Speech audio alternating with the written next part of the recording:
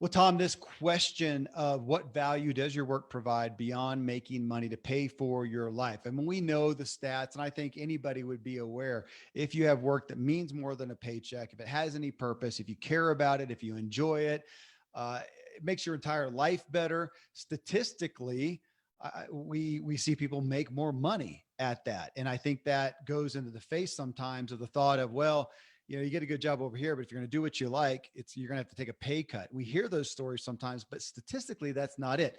If we like it, we tend to invest more, or we give more to it, we're smarter in it, and we tend to make more money overall. But to some degree, my point was just to bring awareness. What a great thing for us all to sit back and think, what does my work provide beyond money? What does it provide me, my family, and others?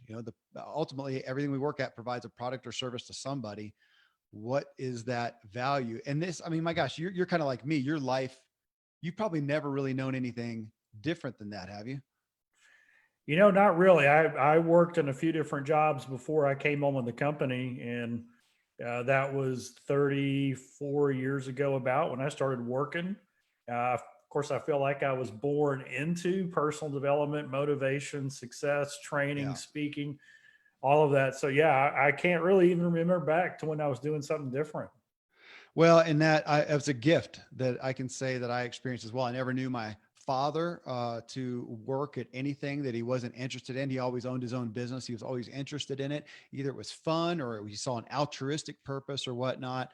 And I'm grateful to have continued on and to always had care about what I purpose. Again, that word. So we did not categorize these. Sometimes we do. I'm just going to kind of take them first come, first serve, some of the responses here and throw them at us. Tars Thomas, he says, this has always bothered me about finding jobs just for money. And I'm working on changing it by doing something every day that excites me and helps people in some way, even if it's just entertainment. And it was interesting that he posted that because I often see people who have a job, and if it does not have a tangible purpose or interest to them, they will, more so than those who do, they will find another outlet. I mean, we just need to, well, unfortunately, a lot of us will fill that outlet by being voyeuristic. We'll just go watch a great story or watch something of interest on a TV. But a lot of these people will find something on the side. They'll have a hobby, they'll volunteer at something that has some meaning to it, because I think as humans, we have to, our soul cries for some meaning and purpose. If we can't find it at work, we're going to do it elsewhere. If we don't do it there, unfortunately, we're going to do it artificially through a screen. And of course, as we all know, that's increasing at an unfortunate rate. It is, and I've seen it too, where people almost feel guilty that golly, they're just working for the money and they never get fully invested into it. And it's really interesting to me that, and I've worked with people with all kinds of work, right? Whether they're trades or service or professional skills or whatever. Some of them are just like enamored in it. They just love and appreciate what they do. They're just grateful that they get to do that. And others are kind of like, if something better come along, I might do that. But there's one surefire method that I've found if you're struggling with what you're doing is you can do very well and keep doing what you're doing, but just change the intent of what you're doing. In other words, Dad had this great quote. He said, "You don't build a business, you build people, and people build the business." And so whatever work you do, let the work and the professionalism speak for itself, but realize you're in the people business. You're solving problems and making a difference in the lives of other people. And that to me has always been what's that quote, Kevin? If you love what you do, you'll never work a day in your life. Yeah. So what do you think about that quote? Do you like that quote? Nope. I sure don't. How about you? I disagree with it. I mean, I I do agree. too. I agree that it's good to love what you do.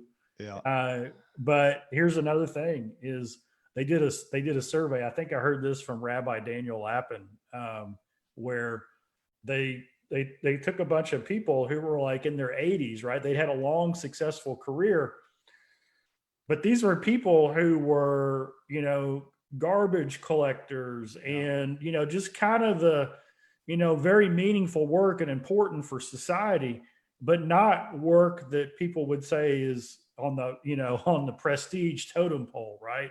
Yeah. And they asked them, what do you think of your life? And almost all of them said, I love my life. Yeah. Well, would you change anything? Oh, absolutely not. And so I think that's one of the interesting things is no matter what we do, we have the choice, the ability to love what we do, Yeah. right? To do what we do with a difference. And so if you find what you love, if your work is what you love, you'll never work a day in a life. I love what I do. And some weeks I come home worn out. Mhm. Yeah. Some of the best parts of my work, it's hard work. Yeah. I mean, you got to think, you're right. Writing a book, man, you got to think, it's taxing work, but I've never had a day, in loving my work. I've never had a day where I woke up with dread, Me looking either. forward to the day, or the consummate Sunday night thing. I mean, isn't that the stat? Something that more heart attacks happen Sunday night or Monday morning, something like Monday that. morning. Monday morning. That I can't, man. I'm generally looking for, I mean, I look forward to my work. I look forward to, some of the days, the weekends when I don't do it, man, I look forward to it. Yeah. Here's a couple. These are interesting. Both these guys, Steve Rosen. He says, I work primarily for the fulfillment it brings. My retirement income is enough. However, I came out of retirement not for the money, but for the enjoyment I find in doing what I do. And he's a fitness professional. So he's just restarted that again. Well, right after his post, literally the next one was Howard Partridge, Ziglar's business coach. He says, his point is making a difference in the lives of others. But what I've found is the money is the fuel to make a difference by hiring more people so they can fulfill their dreams and serving more people. And the last show that I did with Howard, he talked about that he's at a point, an incredible, blessed point. He's been so successful with business. He does not need to work to provide income for himself at this point, but he does so because of purpose. I just did a show. It was actually my True Life podcast, episode 37, we recorded this morning and talked about that, about how retirement, to speak of that, we often find, and you see this, Tom, we find people who retire and their demise accelerates because all of a sudden there's no purpose. And I know that your dad, Zig, what was his statement about retirement? Well, he was quoting some others, but Okay. in the Hebrew language, there is no word for retirement. It's never mentioned in the Bible, and the connotation is that retirement simply means, hey, I'm done. Everybody serve me. And I believe we were created to serve other people, right? We were Yeah. created to serve those around us. So, what I like to have is, maybe you're graduating, you're moving above and beyond whatever it is your main career has been. You're moving to a higher level of service. Somebody on the Facebook feed said, "Hey, they work at the Salvation Army, or they might volunteer there." And what a great thing to do if you are in a position where you have extra time to serve and continue to work, but just in a different way. Your mission is a higher calling. Yeah, which we do. I do see great fruitions in retirement with people who don't have to work, but they'll go, yeah, and serve somewhere that is meaningful to them and to others. So here, I'll just keep going. Kim Duncan, she says, I recently started a new job working in my local running store. When I hear a customer tell me the shoes I just fitted them in feel amazing, I know I've done my job. That's the kind of person I want to buy shoes from, not somebody who's just there for an hourly paycheck. And yeah, man, if I was just, well, even as a kid, I mean, most of us did have different odd jobs as a kid. I worked at the local bike store. They sold bikes and ski equipment and all the stuff that I loved, and we got discounts on it. And so it was fun stuff. Why would I not do that? Why would you not do that as a kid, and go someplace to sell something you don't care about at all? But unfortunately, as with a lot of things of ill health, we have normalized that. And now we've got the funny shows like The Office and the funny comics like Dilbert they're funny, but it's really sad as can be that that's the depiction, the exaggerated depiction of the dysfunction and the dissatisfaction and sadness we have by spending our days at something that does not have meaning, that does not, again, even just interest, just something that you enjoy, a product that you like. Tom, you'd be a great grill salesman. Hey, quit pointing out my habits. That's a good one. I like that one. I remember years ago, so I'm going back probably 25 years ago, and I'll just give an example of work. We had a training contract with a division at Dallas Fort Worth Airport. So DFW Airport, one of the largest airports in the world. The Ziglar organization went in to train, and Chris Dunham was our trainer. And what he was doing was team building and customer service training for the group of employees who manned the toll booths. So back in that days, this is before the electronics, and the digital, you would go into the airport, you would get a ticket and it have a timestamp on it. And when you left, you'd give them the ticket and they would tell you how much your parking was. So it might be a quarter, it might be a few bucks. It just depended back then on how long you were in the airport. And when they brought him in, they said, hey, we've got a real challenge with our team and they're not getting along. And he said, well, can you give me the basics of it?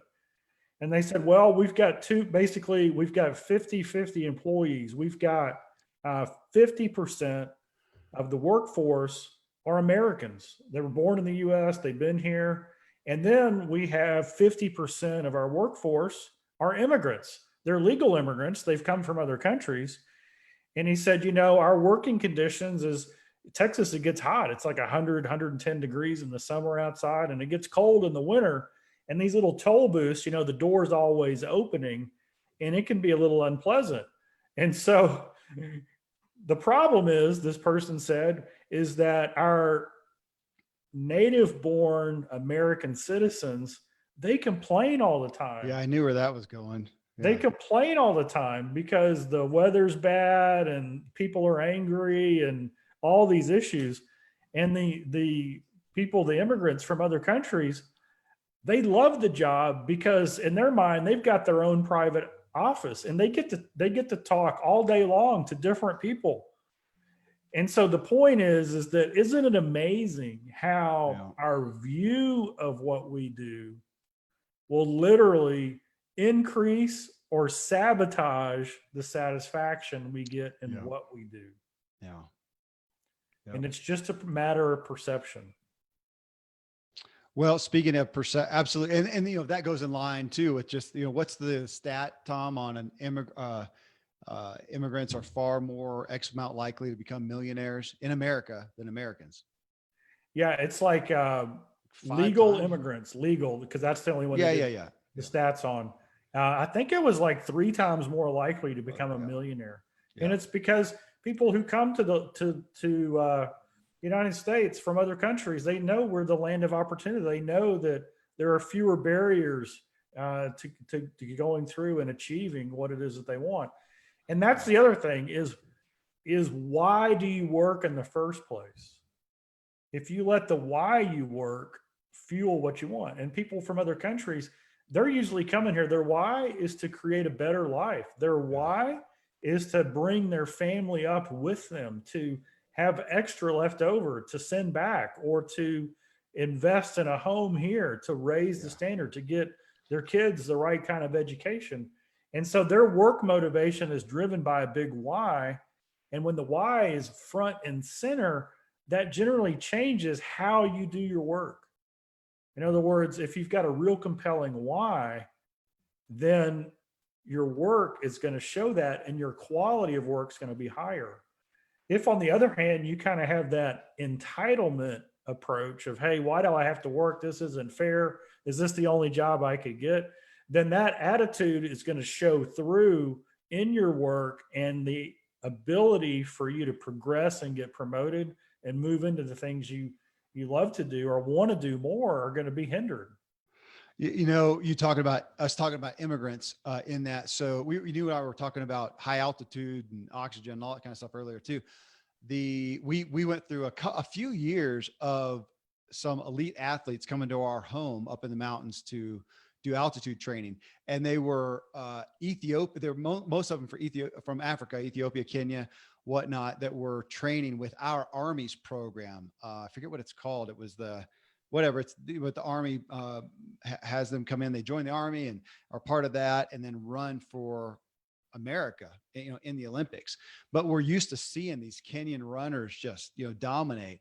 And it was so interesting that they get acclaim here in the States, obviously, as elite runners. But what they are most proud of, what they talked about most, is their homeland. They send money home, and the amount of people that they support there when they go there and run through the streets with their families, with their kids, or with the kids there, was such, again, a bigger why than their often, American compatriots are just doing it for their own fame and fortune. And that's not to diss us, but it is to, look back at what's our overall perspective. What Jackie Bledsoe here, she's the next comment. She talks about that. She says, just today, I had this thought and it hit me hard, really convicted me as I realized my focus is many times it's more on making a living for myself and my family than it is focused on making a difference and adding tons of value to the people I believe I am called to serve. That realization shocked and humbled the heck out of me. And it kind of hurt when you see something in yourself like that is not very flattering. That was a big part of me posting this, to look at, there's one thing to question where we work. Do we have purpose in it? Do we enjoy it? Do we care about what we're doing? Okay, so that's one thing. Then the other one that I see is, who are we serving in the end? Who is the end recipient of our product and service, which is a growing issue in our culture as people work in organizations there that are so far in the background that they don't really have any contact with the end user. And some of them aren't even sure what's going on out there. And that disconnect is difficult. I first read about that, man, the guy, it was a shopcraft as shoot. I'm gonna have to look it up. It's as soul care, shopcraft as soul care, from a guy who wrote about, went to school, ends up in some Washington think tank making six figures, and then realizes, I have no idea what I'm doing. What does this help anybody? And he went and opened up a motorcycle repair shop, and he writes about that. Really interesting, but he talked about the disconnectedness that we have, so many people have, with their work. Now, then the other piece of it, and I think we have some responses, maybe we'll get to them about this, are some people have found their purpose within whatever work. Let's say it is some high rise, far removed from the end user, but they have found their purpose in serving the people they work with, the family of coworkers and whatnot. And they have found significant service, a purpose and an interest there. Pick your three, as long as you got one, I think it's good. If you have two, better, hey, if you have all of them, how awesome. But I do see those three exist. Is that, did I leave anything out? No, it's good. I love it. Why do we work? Is it to fulfill something in our soul? Is it to solve a problem for somebody else? Or is it to acquire something, to do something so well that we're able to fulfill our own dream, right? Yep. Is it self-interest? Is it for somebody else? And the reality is if we get focused on solving other people's problems and we get good at that, then we're gonna fix those other two. We just had a comment by Roy Smooth, and he's from the UK. I thought I would mention. He said, "Hey, we got to have a different perspective." And so, Kevin, I want to do something that we've never ever done before. Is that okay? Yeah, absolutely. Okay. So let me just give you this idea. So Roy is a musician, very, very creative. And early in his life, he had some mentors and he started listening to some programs that really changed his thinking. And he thought, how could we take this musical thing and then take legendary speakers and elevate their message? And so last week I got this from him and we're working on something, but let me just play this. This is we'll play about 20 seconds of it. This awesome. Is a soundtrack of Zig Ziglar in a new way. Wait, this one.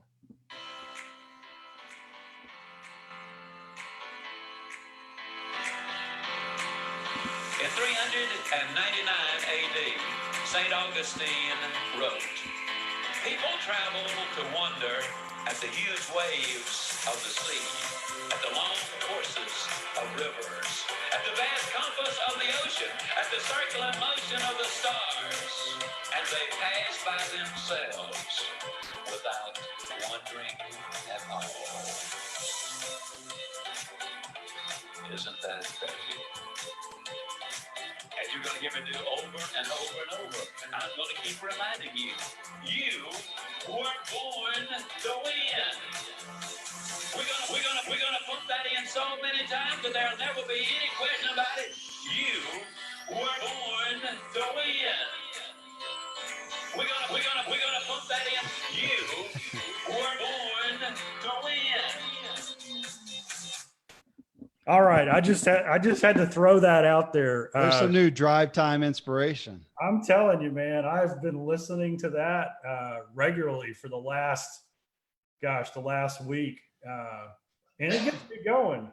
And the thing that I love about this idea is that you can literally reinvent any position, any job, any career, any work that you do, and you can bring meaning into it by combining your unique gifts, skills, and talents with what you're doing to your ultimate purpose. Yeah. So you may think, oh, I just do X, right? I'm just a clerk, or I just answer the phone, or I just sell this. Wait a second, who are you selling to? People. And what do those people need? They need a word of encouragement, right? They need to be told you were born to win, and you can do that with a smile. You can do that with a voice inflection. You can do that with a song. And so I thought we would just throw this out here on this Facebook Live and on this Ziglar Show podcast. Hopefully we'll have something that we'll be able to release here in the next maybe in next month or so. I like it. Zig on the top 40. We get Casey Kasem back and amp that stuff up. That's right. All right. Well, I am, let me get it. I got another one here. An interesting one. Wayne Myers, he says, I remember going on a retreat with an old company, and this was asked, this type of question. They asked what was important to us from the standpoint of our jobs. Money was way down the list, something around number 7.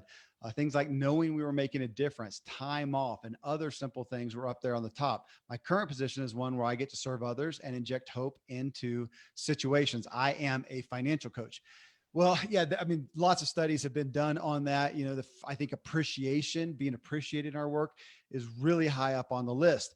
And yet, when we go into jobs, when people pursue jobs, they are generally looking at the salary, the position, you know, what are they going to be doing, the benefits packages. I mean, that is generally what they look at.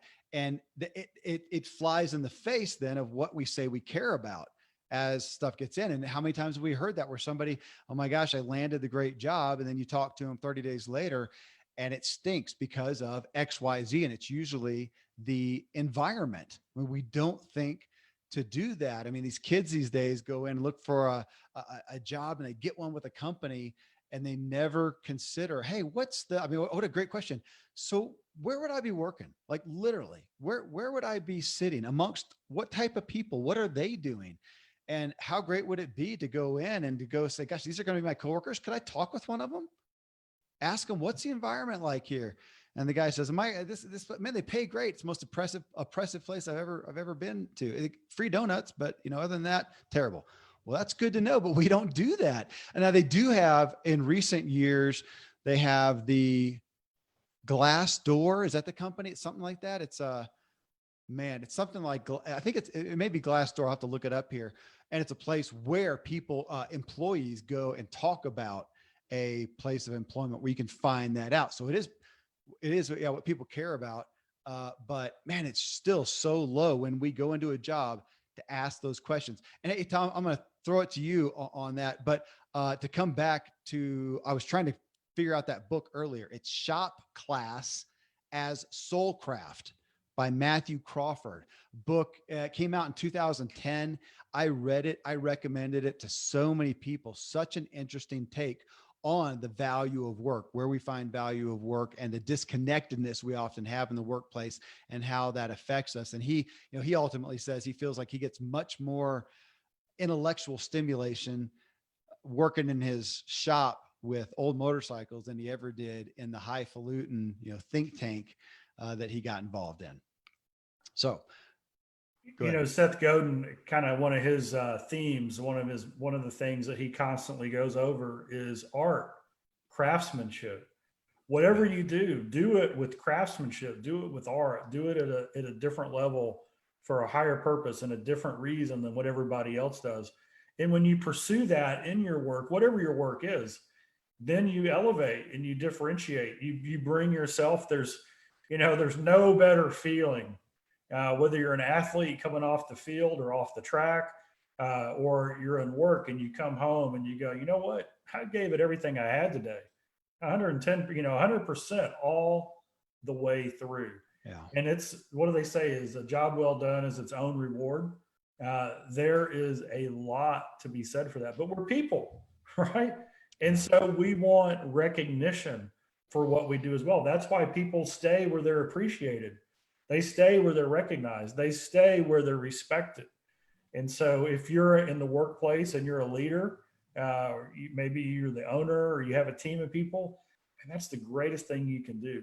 I was, going back to one of the earlier ones, I was working with somebody and he said, I wish my people understood how important their job is.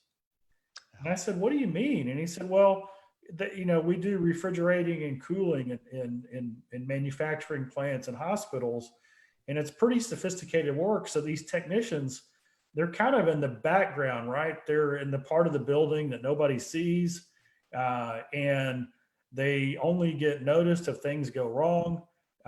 So they don't necessarily buy into the fact that their work makes a difference. And I said, wait a second, you said hospitals and manufacturing plants.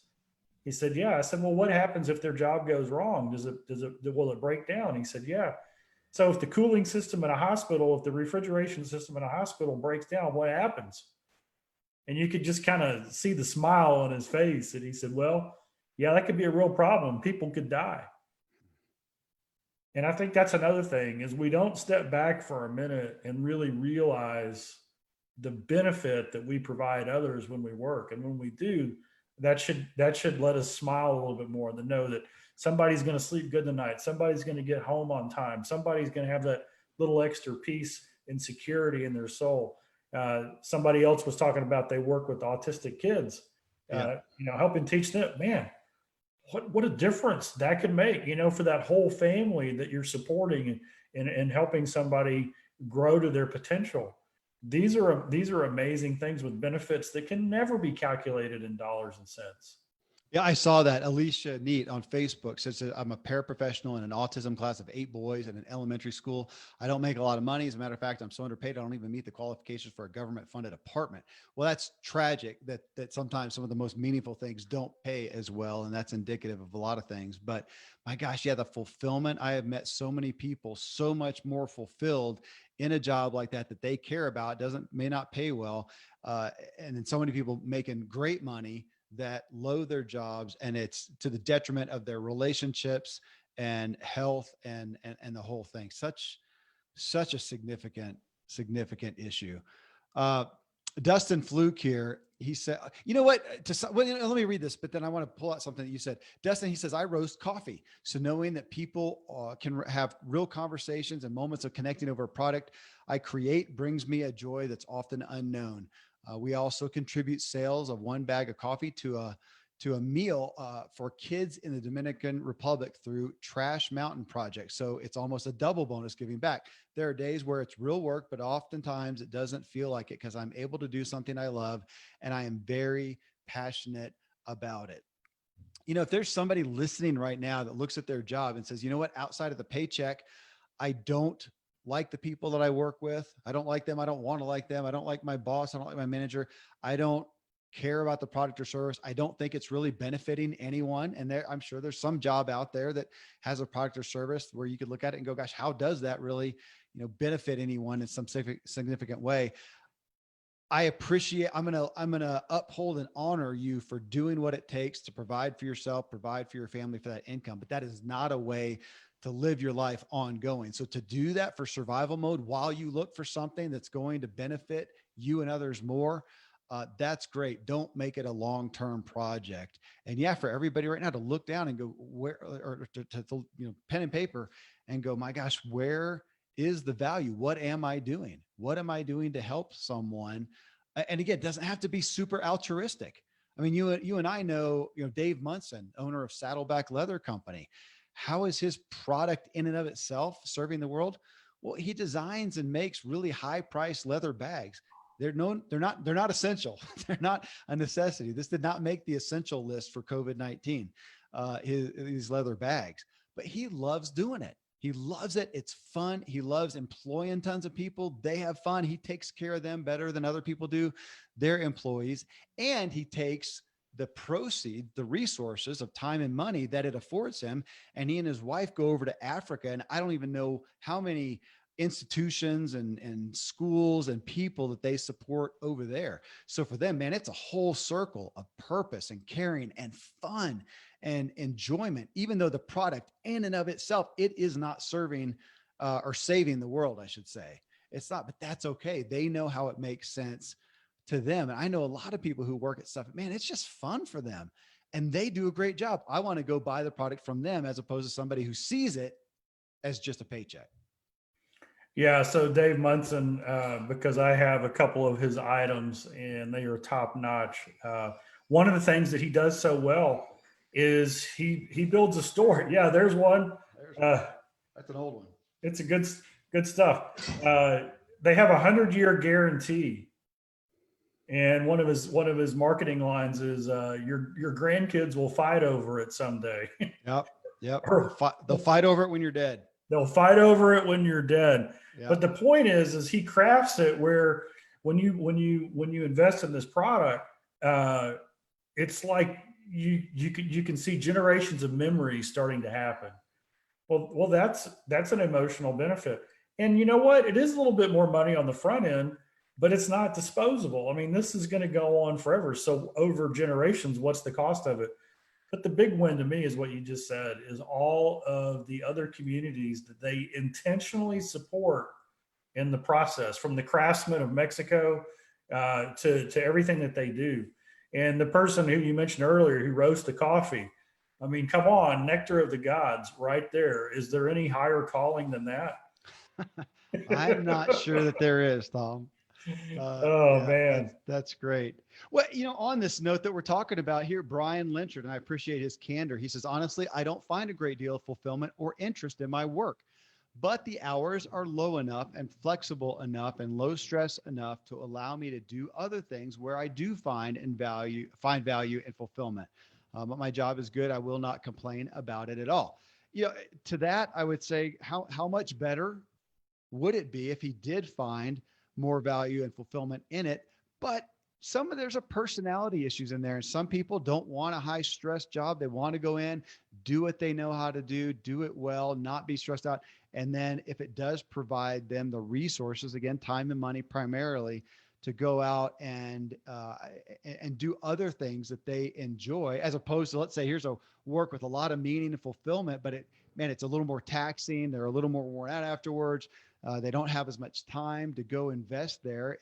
There's a balance, and everybody's got to choose for themselves. So this is not I very much don't want this episode to be our judgment and our take on what is a worthwhile job or vocation. None of us can say, only you can. We just all have to sit there and ask the questions of what we value, what gives us energy, what gives us fulfillment, where do we find the, in a sense, justification for the work we do outside of just a paycheck. And I think we are trying to elevate work above just a paycheck, where we more and more culturally have gotten to where that is the focal point. I think we all see the detriment of that.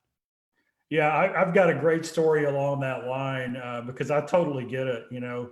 If I find something that I'm good at, that I can solve a problem, that's valued in society, that benefits other people, that's moral and ethical, but it's not like my number one favorite thing in the world to do. Is that okay? Absolutely, it's Yeah. okay. Uh, because you can still do it with 100% integrity and effort and ethics, right?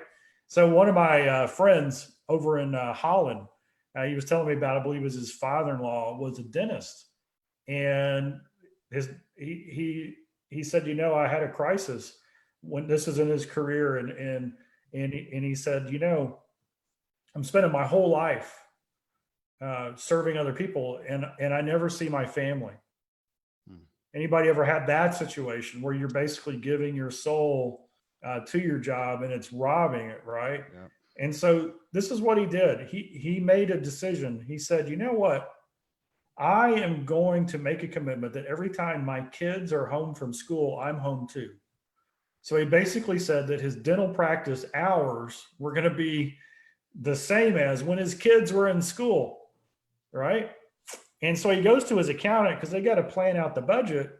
And he says, look, based on how many hours I worked and dollar per hour in revenue, I'm going to have to be careful in my budget. And his accountant looked at him and said, no, you're not. You're going to make more money than you've ever made. So this is what's interesting. And the accountant and the person said, hey, why don't you invent your perfect office? And so he decided to make his dental practice a place of community. And so the first thing that he did is he built this huge coffee bar. Mm. And so everybody would come in for their morning appointments, and they had all the cakes and coffees and everything set out. And people would sit there and drink, and he'd come out and he'd have a cup of coffee with everybody before he got started. And if he saw a business person there looking at their watch, like, hey, we need to get busy, I need to get out of here, he would simply look at them and say, I'm probably not the dentist for you. Wow. Okay. So then their practice started growing. Well, in Holland, and I don't know if it's still common practice in Amsterdam or whatever it is in the US, if you don't show up for an appointment, like if you schedule an appointment and then no show, a lot of places will charge you $100 for not coming. So he changed his policy. In his practice, if you have a no show without telling, then what they'll do is they'll call you and they'll leave a message like this, or they'll talk to you and they'll go, uh-oh, we've got a problem. You didn't show up, so it's going to cost you. You have to bring in your mother's favorite recipe, and you've got to put it in the recipe box. Sweet. So they had this community recipe box there, and it started filling up, right? And of course, what are people going to think? Most people who forget an appointment, it's an honest mistake or an emergency happens. So instead of being offended and upset, they're getting charged $100 and feeling shamed. Now they're part of the family. And then they say this, if you ever no show again, your penalty is you have to cook your mother's favorite recipe and bring it in on Friday when we have potluck. So guess what happens every Friday at his place? His customers come in and hang out because they know there's going to be food there. He ended up making more money and spending time with his family. Yeah. So what's the difference? And for everybody doing this, he knew what his purpose was. Yeah.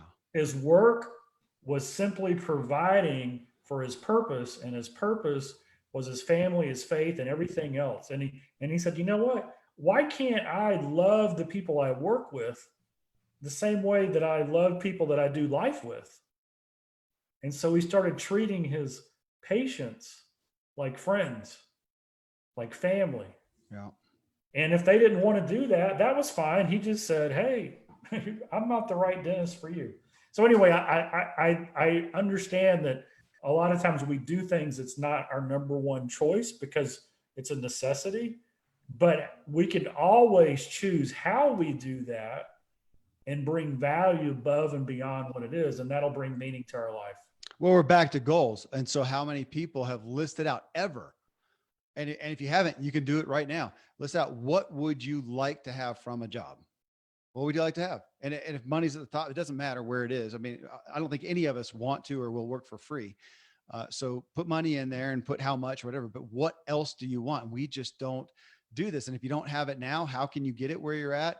or if you're looking for a job, and maybe that's going to be 3 jobs down the road, but at least you have a goal, a trajectory, a direction of where you're going. What do you want from your job? Just like that dentist who initially just went in and he opened a practice and he didn't do that. He didn't do that work. He didn't ask himself. He just started doing it. I've seen Randy, Dr. James, your doctor and mine, do the same thing. That he opened his own practice, but still went about it just the same way. And it took years for him to be now at the point of where he has it crafted after the way he wants it. He works the hours he wants. He does it the way he wants to. I'll never forget the day where he finally said, "You know what? This is my office. I like wearing athletic clothes. That's what I'm going to wear. And if somebody doesn't like it, they're not a good patient for me." And he does. Uh, a couple more here, but man, I think we've hit the high points. Charlotte Tamayo, she says, "I've been launching my virtual art studio during COVID. It's been uplifting to connect with others socially through all the different platforms. I'm ever grateful for the time to really dig in as I teach women how to become purpose-driven artists.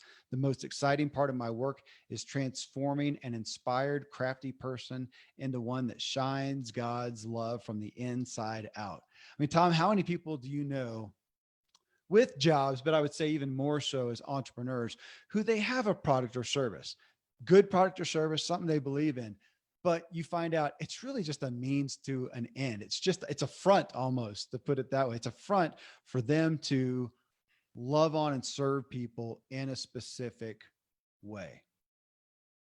Yeah, you know what? I love those. That's what gets me excited. I years ago, Dad was speaking in Louisiana, and we were there. I think it was in Shreveport, Louisiana, and somebody said, "Hey, you need to go to this Italian restaurant." I can't even remember the name of it. It was a local place, kind of famous. And we go in there, and it was one of those restaurants that had all the celebrity pictures on the wall. Have you ever Yeah. seen those? Yeah. Yeah. All the famous people, and golly, it was like the who's who. So they had, jazz singers and all kinds of musicians, professional athletes, and all that kind of stuff. And we go in, and you know what? I'll tell you that on a scale of 1 to 10, the food was probably an 8. I mean, it was above average. It was priced right. But here was the differentiator. The owner of the store, who was also a chef, he came out and he would spend a couple of minutes sitting down and talking to each table. And you could tell that his whole operation was, I love people. Yep. And Yep. so what he provided was an experience. Yeah. And so if we lived in that city, we would be eating there at least twice a month. Yeah. Right? Because I love people too. And I want to go that's not the same as every place else. All right, I got to give a call out for the few people that live around this area. There's a guy, Neil Levy. He has been mayor of our town up here in Woodland Park, but he owns 2 high-end restaurants, Swiss Chalet up here, which anybody who's been to Woodland Park's probably been to Swiss Chalet. It's the nicest restaurant we have. And then he has a really high-end one called the Pepper Tree down in Colorado Springs. And I pull him out because he is in his last days, if not hours of life right now. He's in hospice, dying from cancer.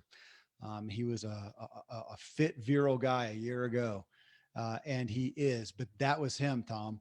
That was him. I think his restaurant was a front for him to come in and love on people. He was there, and he may greet you at the door. He may come over and see you. He may, if somebody's shorthanded, come over and serve your meal. But he was just there to. He noticed everybody. He took into account everybody, and he came over with a warm smile, maybe a hug, and he noticed them and appreciated them. And it made both of the restaurants just smashing hits. It wasn't the food's great. Atmosphere is great, but it was his spirit in that. And that is something we can do in every single job. Sarah Brown here, she says the company itself that she works for doesn't provide anything necessarily. However, I find value in giving others joy, helping a teenager find their first car, getting someone an upgrade on their vehicle, and someone getting a brand new vehicle.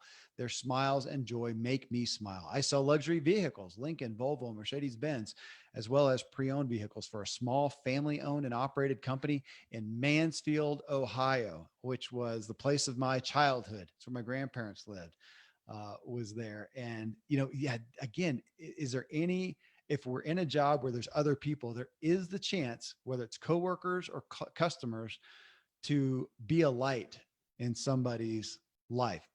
Admittedly harder in some aspects than others, but it is the opportunity that we all have. Trey Ryder, he says, my job. Now, we did have a handful of people talk about what the job provided them specifically, outside of money, things like them. He says, mine allows for personal development. I work at a post office and I deliver mail. And I get to listen to 5 to 6 hours of podcasts every day. Well, how cool is that? So he's getting paid. And while he is doing his job, he has the opportunity to learn. I mean, this is like automobile university. He has vocational university. He's getting paid, and yet he has time to learn and learn. And he says, and with that, he's building a coaching business. Man, that's something to be grateful for. I would say I don't necessarily want to deliver mail, but now that gives me a different light on it for sure. And I've heard people, I'm sure you have, Tom, that say, gosh, my job, the commute's hard, but during that commute, I learned X. Back to classic automobile university. Yeah, I think you go into any opportunity finding what you expect to find. It's just one of those choices that we all have to make. And so when somebody says, hey, I'm doing this, I'm doing that, there's a famous story of a cab driver that Dad talked about. He didn't have education, didn't have anything, and made a choice one day to learn a new word every day. Got the Webster's Dictionary, started learning the words. And before you know it, he owns the cab company. Mm-hmm. This is an old story, like 30 years ago, but just an amazing story of whatever you choose to find, that's what you're going to find. And so when somebody has a position where they're better than themselves, I love that. Yeah. Well, here, I'll do one more. And this kind of relates back to the guy you told the story about in the refrigeration business, about how his folks are kind of removed from it. But what if they don't, provide their service? People could die. Well, Timothy Driver, he says, I have a full-time job as an IT manager in the healthcare industry. Even though I don't directly work with the patients, I do see that what we do affects the patients because we are taking care of those that work with them and making sure they're getting paid and the technology they use is staying up and running. And with my coaching business, it's helping individuals work their way out of debt and reach their financial dreams and goals. But actually, we had a few that talked literally about IT. Those folks are generally behind the lines. They don't see the end user end result. But yeah, just like the story you told, man, if they don't do their job well, there's going to be, suffering on that end. Again, making that connection. And so I think one of the things I want people to walk away with here, Tom, is, again, you've got to make your own choice. Can you make that connection? Because some people can't. And I'll pull out as the example, Dave Munson, because I had this discussion with him, man, a long time ago. And because of exactly what I shared, he gets up and spends a lot of his days designing and manufacturing and selling leather bags. He thinks it's fun. He enjoys design, but in and of itself, he knows I'm not saving the world. Am I bettering mankind? Not really. I mean, he's giving people joy with something fun, but whatever. But it affords him the time. Well, he has his employees that he serves, their families that he takes care of. And then he takes his resources, he and his wife, and they go serve in Africa and other places. And I said, man, I get it. It was kind of eye-opening to me because I, on the other hand, I don't have this defined out well. I need my work to in and of itself be that end goal. That's what motivates me and inspires me. And I struggle with the circle like that he has. And we sit there and talked about it. And here we are, both, equal peer guys. And we're looking and going, well, no right or wrong. It's just how do you tick? That's what I want people to look at. We're not talking about rights and wrongs here. We're talking about us all stepping back and considering what it is we want out of our vocation, that we think that we have, what will fulfill us. Just like that, what will fulfill? Dave's fulfilled in that arena. I wouldn't be. I don't think he would enjoy. I'll never forget a good friend of mine going, my gosh, Kevin, you spend the most of your day sitting and looking at a screen. I know you're an athletic guy and you do that, but then you do. He says, I could not handle that. I got to be up and around and talking with people and doing stuff with my hands. And I said, well, go figure. Different strokes for different folks. Again, not a right or wrong, but what do we need? What do we want out of our work? And then setting that out there as Ziglar is about, as the goal, right, Tom, the destination. Absolutely. And let me just say this. A lot of people have commented to me, golly, it must be really great to work at Ziglar, because you get to have fun and you get to serve people and you get to make money and it's a ministry. And so let me just say that most people uh, they think that there's three things in life that, most people would say is important. I gotta earn money to provide for my needs and my family's needs. Okay. Obviously that's important. Second is ministry, whatever faith they have, they say, you know what, I need to go and help grow that. And third is I need to serve my fellow man. Okay. And a lot of times that gets combined with the ministry they're in. Well, here's what I want to tell you is in your work, if you do your work, whatever it is, in the right way, you are serving and ministering at the same time. And I just want to read one of the things that we just got posted on Facebook. Rachel June says, "This is to me, this is great. I work in the blood cancer department in a hospital, and it's a very taxing job. Hmm. I mean, who's going to be your customer? Somebody who's going through it, right? Yeah. But I very happily go every day there in spite of the very low pay. I mean, whatever the pay is to me, that's how could it be enough, right? Because of the amount and who you're working with. Yeah. What gets me is when I make a difference in those patients' day, that even for a day, I can make someone happy in a day and their counted days is worth it. Most of the time when I see their smile, their gratitude, or even saying you're an angel is pay enough that money, I think, doesn't really matter how much pay I get or how tired I worked that day. Every day, I'm just happy to go there, looking forward to it, and work every day knowing I can make a difference in their lives before it ends. I don't know how you can end Mm-mm. something better than that. And here's my approach. The wages that we are out earning, they're going to be paid out over eternity. Hmm. And some of it we get to take with us. And so the question is, are we going to focus on the amount that we can't take with us? Or are we going to focus on what we can take with us? Yeah.